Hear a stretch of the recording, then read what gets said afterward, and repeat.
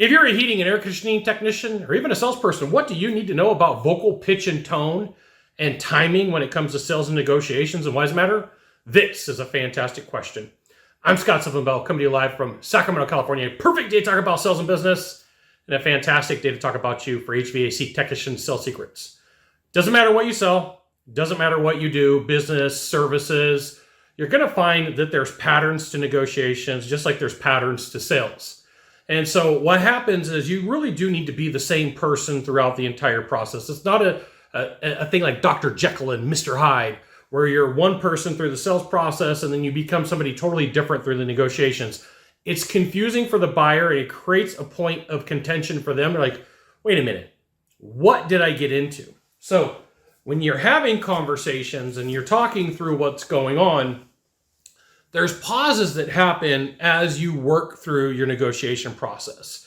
Now, like a fast answer, so when somebody asks a question or has a request, and a fast answer for you probably is going to be like a no. If it's a yes, you're going to probably want to be, after they ask a question, somewhere between 3 and 7 seconds for a consideration.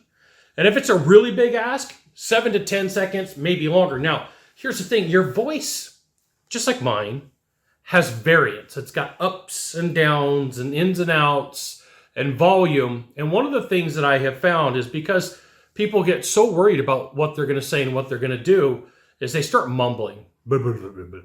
And they don't really have a conversation. They're not really interacting in a way that's meaningful. And so it builds distrust. So the person that's sitting there is like, wait a minute, there is something wrong here. I don't know exactly what it is. I don't know exactly what the problem is, but something's wrong here. There's an issue going on. And so for you, you always want to record and create a baseline. You always want to record something so you can hear what you're doing, and preferably where legal, and if you got permission to record interaction with a buyer, with a client. Now, you could do this live, you could do this over Zoom or video or anything similar. You could do it over the cell phone. The more that you could take your vision away so that you can only hear what's going on, the better off you're going to be where possible. Now, here's the thing. If you want to be better at sales, you want to be good at what you do, you should absolutely join my email publication. Go to this URL, type it into a browser, drop in your name, your email address, maybe your phone number. I'll give you the goods. Not in the Facebook group, not in the YouTube channel, which means private coaching, private training, discounted coaching, discounted training. It's an email publication. You'll freaking love it. So we've got the pauses. We've talked about the pauses. Okay, there's pauses when people ask you a question. Now it's when somebody asks for something and says, hey, I need a discount. Okay, so they say, hey, I need a discount. Your first answer is no, right? Like that's the easy one, no. And it's going to be a solid, it's not no, because that's a question.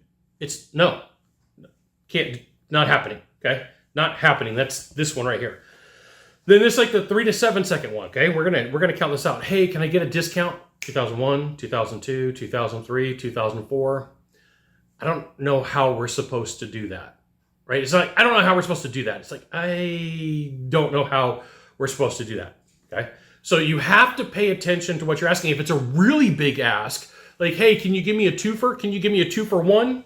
That's gonna be like this one down here with lots of consideration. 2001, 2002, 2003,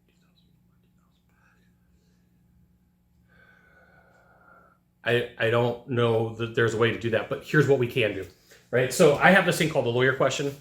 I can't do that, but here's what I can do. Or if you can't do that, what could you do? I've given you the reverse. I gave you the statement and I gave you the question.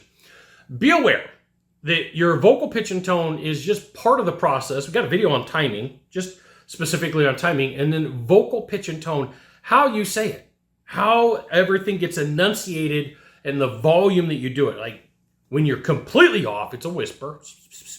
And when you're completely off, it's a really big, loud voice, right? You gotta find your way. Under nervous energy, weird traits can come out and cause you a lot of issues. So 1, pay attention to your timing. 2, get your vocal pitch and tone down. It'll really help you out, and it keeps the conversation interesting. You got 1 of 3 things to do from here.